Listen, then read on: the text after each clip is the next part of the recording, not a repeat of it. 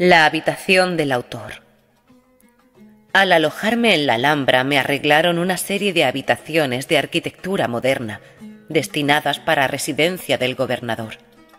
Estaban enfrente del palacio, mirando hacia la explanada.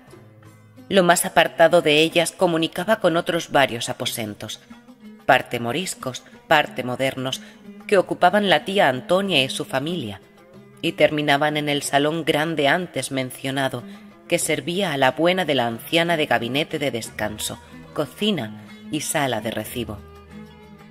Por estos sombríos departamentos se sale a un ángulo de la Torre de Comares, atravesando un estrecho corredor sin salida y una oscura escalera en caracol, pasando la cual y abriendo una portezuela en el fondo, queda el viajero sorprendido al salir a la brillante antecámara del salón de embajadores, con la fuente del patio de la alberca, que se destaca en primer término.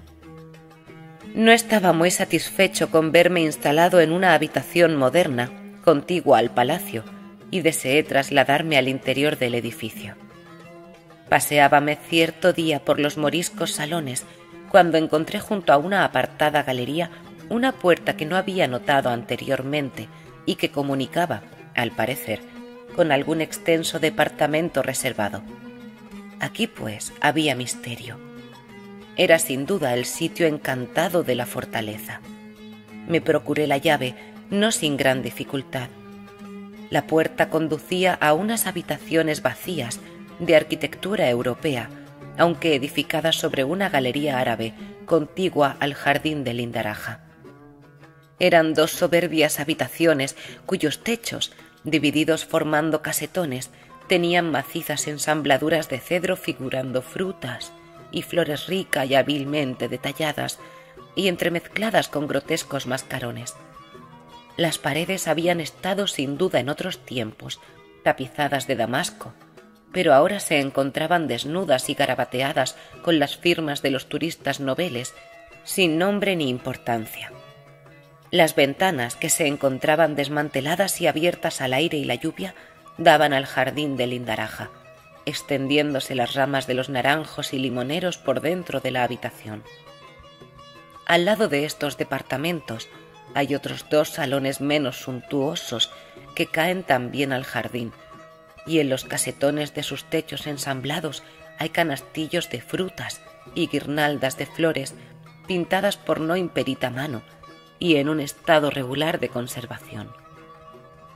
Las paredes estuvieron antes pintadas al fresco, al estilo italiano, pero las pinturas estaban casi borradas y las ventanas destrozadas como en las cámaras antedichas. Esta caprichosa serie de habitaciones termina en una galería con balaustradas que seguía en ángulos rectos los lados del jardín. Tal delicadeza y elegancia presenta esta habitacioncita en su decorado y tiene tal carácter de rareza y soledad por su situación junto a este oculto jardincito, que tuve curiosidad por conocer su historia. Después de varias preguntas, supe que era un departamento decorado por artistas italianos a principios del siglo pasado, en la época de Felipe V y la hermosa Isabel de Parma, con motivo de su venida a Granada, y se le destinó a la reina y damas de su comitiva. Una de estas hermosas cámaras fue su dormitorio. La estrecha escalera que conduce a él, ahora tapiada, daba al delicioso pabellón, antes mirador de las sultanas moras y posteriormente decorado para peinador de la bella Isabel, por lo cual conserva todavía el nombre de tocador de la reina. El dormitorio que he mencionado deja ver desde una ventana el panorama del Generalife y sus arqueadas azoteas, y desde otra se contempla la fuente de alabastro del jardín de Lindaraja. Este jardín transportó mis pensamientos a los tiempos antiguos del reinado de la hermosura, a los días de las sultanas y odaliscas. «Qué bello es este jardín», dice una inscripción árabe, «donde las flores de la tierra rivalizan con las estrellas del cielo. ¿Qué podrá compararse con la taza de la fuente de alabastro llena de agua cristalina? Nada más que la luna en su apogeo, en medio del firmamento sin nubes».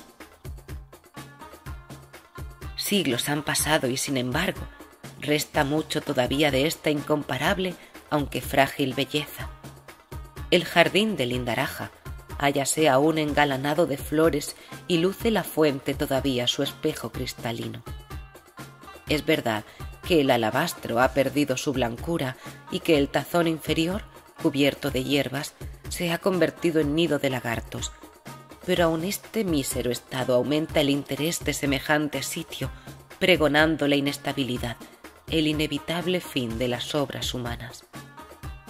También la desolación de los regios aposentos, residencia en otros días de la altiva y espléndida Isabel, ofrecían mayor encanto ante mis ojos que si los hubiera visto en su posterior suntuosidad, brillando con la pompa de la corte. Determiné, pues, fijar mis reales en este departamento. Mi determinación causó gran sorpresa a la familia, que no podía imaginar ningún aliciente racional para haber elegido un sitio tan apartado, solitario y abandonado. La buena de doña Antonia creyó esto altamente peligroso. La vecindad, decía, está infestada de perdidos. Las cuevas de los cercanos montes son nidos de gitanos. El palacio está ruinoso y es de fácil escalo por muchas partes. Por otro lado, el rumor de un extranjero alojado solo en un sitio semejante, lejos de la defensa de los restantes individuos de la casa, podría despertar la codicia de algunos de los mismos entrantes y salientes, sobre todo durante la noche, porque a los extranjeros se les supone siempre bien provistos de dinero. Dolores, por su parte, me hizo pensar en la espantosa soledad del palacio a tales horas, sin más que murciélagos y mochuelos revoloteando alrededor de él, diciéndome además que había una zorra y un gato garduño que andaban por las bóvedas y merodeaban durante la noche. No quise, a pesar de todo, desistir de mi propósito, por lo cual llamé a un carpintero y al siempre servicial Mateo Jiménez, los que me pusieron las puertas y ventanas en un estado regular de seguridad. A pesar de todas estas precauciones, confieso que la primera noche que pasé en estos alojamientos fue inexplicablemente triste. Acompañóme hasta mi cuarto toda la familia, y cuando se despidieron de mí, volviéndose por las extensas antecámaras y resonantes galerías, me acordé de aquellas mágicas historias en que el héroe es abandonado para llevar a cabo la aventura en algún castillo encantado. Hasta los recuerdos de la hermosa Isabel y las bellezas de su corte, que en otros tiempos adornaron aquellas estancias, les añadían entonces, por una aberración tal vez del gusto, cierto bello tinte melancólico. Este fue el teatro de su transitoria alegría y hermosura, y allí estaban las huellas de su elegancia y regocijo. ¿Qué ha sido de ellos y dónde están? Polvo y cenizas, habitantes de las tumbas, fantasmas del recuerdo.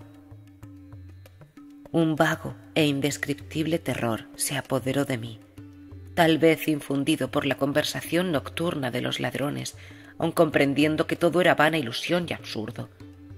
Es decir, que sentí revivir en mi imaginación las olvidadas impresiones terroríficas de la nodriza. Con tal poder arraigan en ella.